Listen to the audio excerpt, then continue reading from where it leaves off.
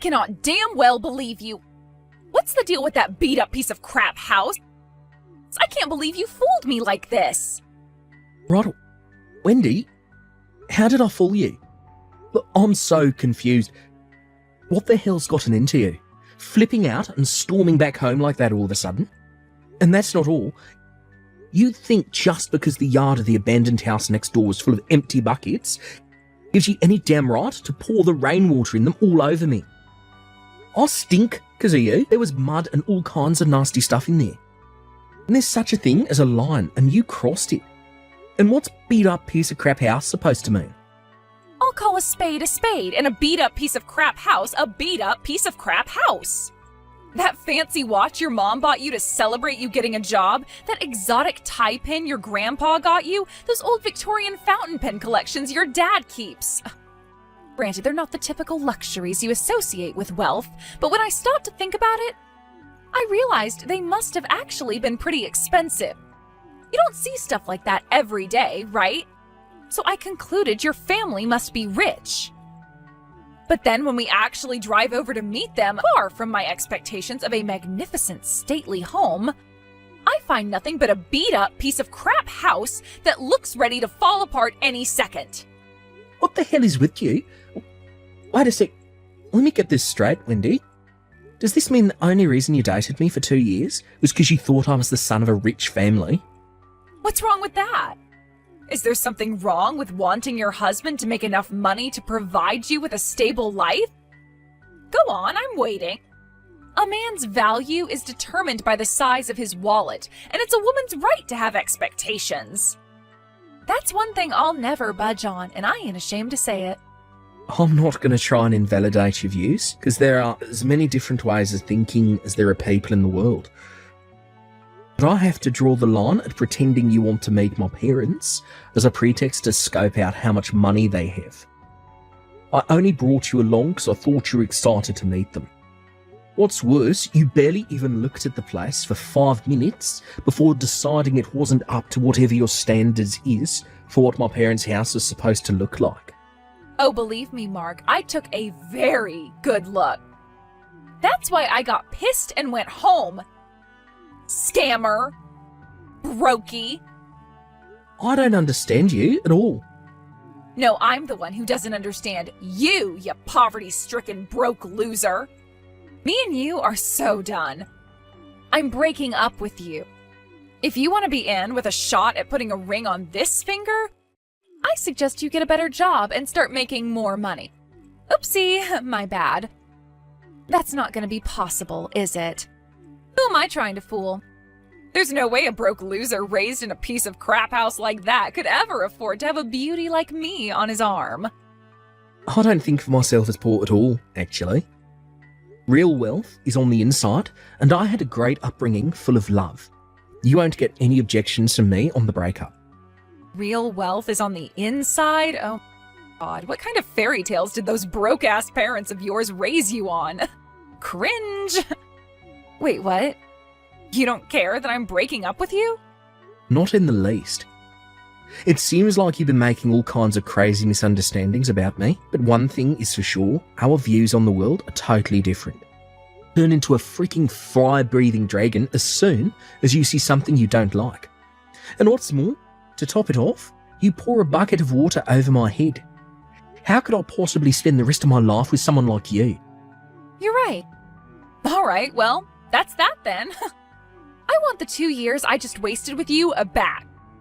I have never been so wrong about someone in my life. See ya, you sad, pitiful, tragic, broke loser. Hey, Mark. Has it already been 5 years? I have the weirdest feeling that time's passing both super fast and really slowly at the same time. I guess 5 years should have been sufficient for you to get your act together enough that you're finally worthy of putting a ring on my finger. That's great, babe. I'm so excited to hear about how hard you've been working. Well, where are you living these days? I'm getting my stuff together right now, so make sure you let me know before I move in tomorrow, okay?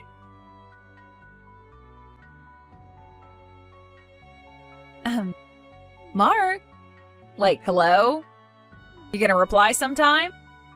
Tell me where you live already. You're not gonna leave your favorite person in the whole wide world hanging like this, are ya?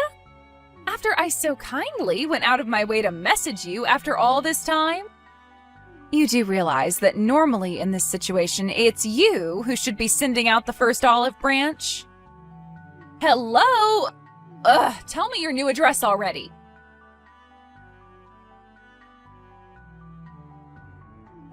Hello? Why won't you reply to me? Ugh! I know you can see my messages because they all have the little tick mark on them. It's time to man up. Marky Mark, hurry and tell me your address before I die of old age. By the way, I decided to go check out that beat-up piece of crap old house to see if you or your folks were still around. I was hoping maybe you were super rich now and it had been knocked down and had a big lavish mansion built in its place, you know, across the whole area where those abandoned houses used to be. But sheesh, I was so disappointed when I realized it was just some regular detached house. Plus, I could see some young family through the window of what used to be your mom and dad's place. So, putting two and two together, I guess you all moved away? Hurry up and tell me your new address now! Now! Ugh! Why won't you answer my messages? Do you want to get back with me, don't you? Address. Now. Fast. God damn it. What the hell do you want?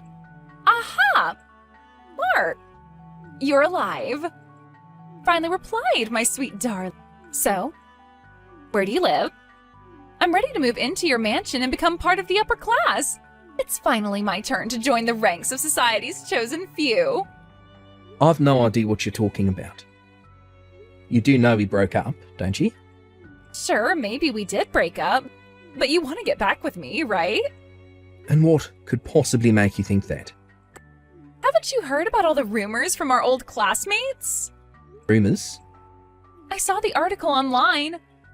Mark, interview with the young hotshot CEO set to take America by storm. How amazing are you? I was so shocked. I can't believe you're doing front page interviews with major media companies now. You really have moved up in the world, huh, baby? It's all they're talking about in our old college group chat right now. Sure, I know about the article. What does it have to do with you?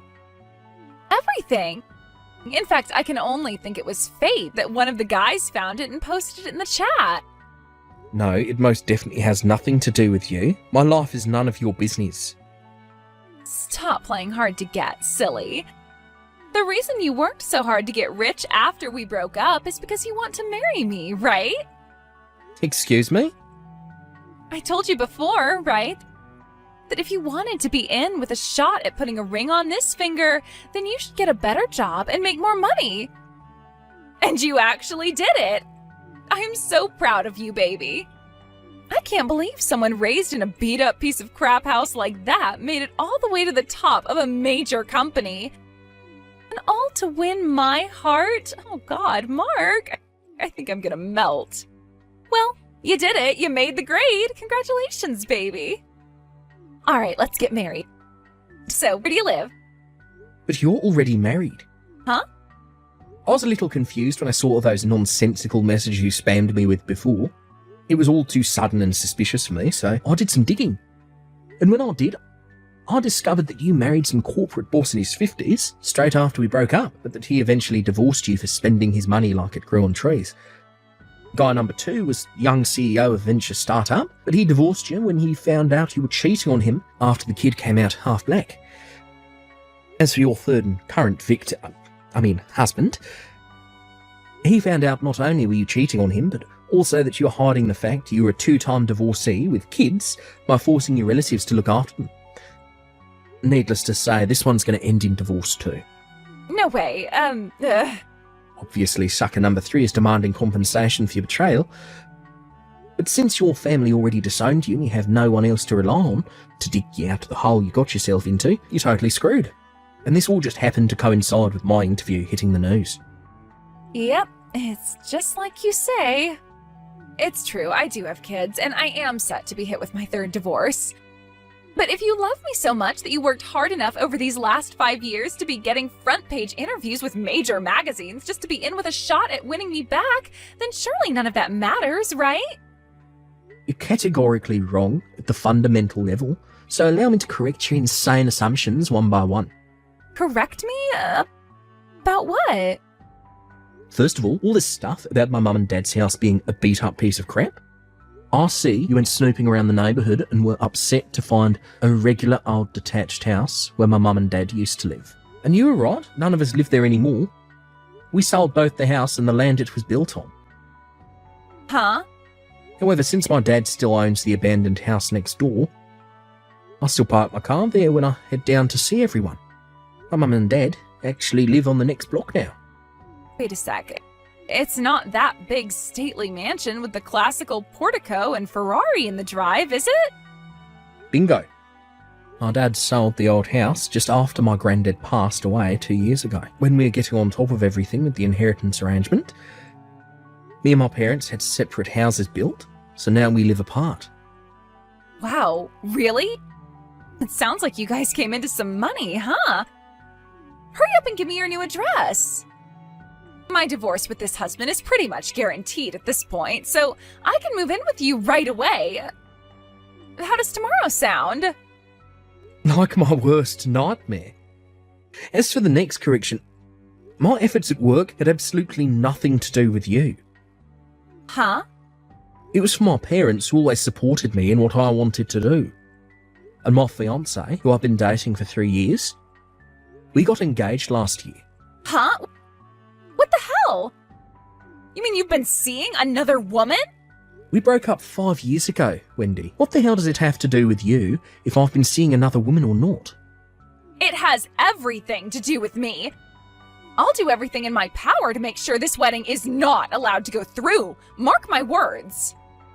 If you've got enough time and energy to do pointless crap like that, wouldn't it make more sense to get a job and lay the financial groundwork for your post-divorce life? It's not pointless.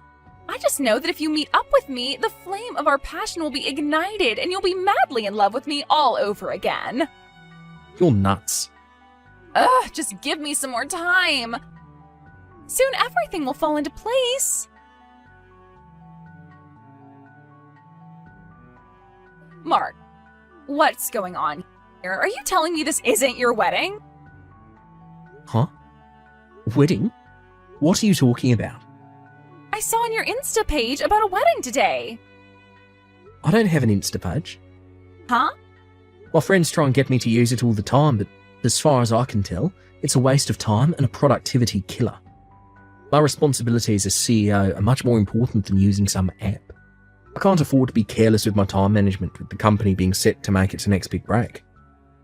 And I don't see why I'd run the risk of one of our competitors picking up on my posts, or worse, ending up with an internet pitchfork mob after me over something stupid.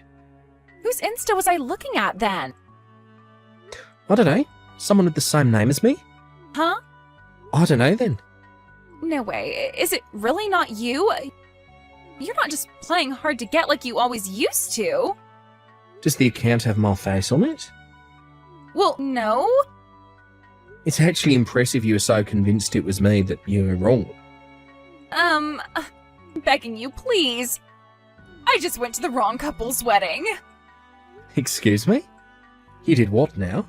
I was sure this Insta making all these wedding posts belonged to you, and they kept making posts with detailed info on the date and venue. I figured that was your romantic way of inviting me. But when I barged into the chapel in my wedding dress, I didn't recognize anybody. There was just some random couple standing at the altar and everyone was staring at me. Ugh. It was horrible. They said I ruined their wedding and now they're claiming I owe them money? How crazy is that? They say if I don't pay them compensation and cover the costs of the wedding, they'll take me to court. Are you a complete moron? Actually, don't answer that. What makes you think I'd help you? You're the one who ruined your own life by barging into a stranger's wedding, based on some nonsensical deluded assumption. None of this crap has anything to do with me. Oh my god. You'd throw your fiancé away like this? Really? You still saying that? My fiancée is a different woman. And to be more precise, we're actually already married. Wait, what? We got married at the end of last month. She's not my fiancée, she's my wife. Last month? But you didn't tell me about it. Did I need to? Oh my god.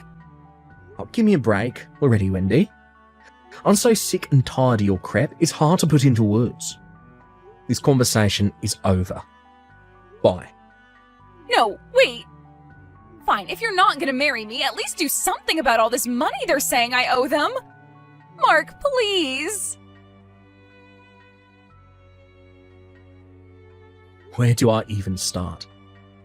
I thought I'd finally seen the back of that lunatic after she insulted my family and broke up with me.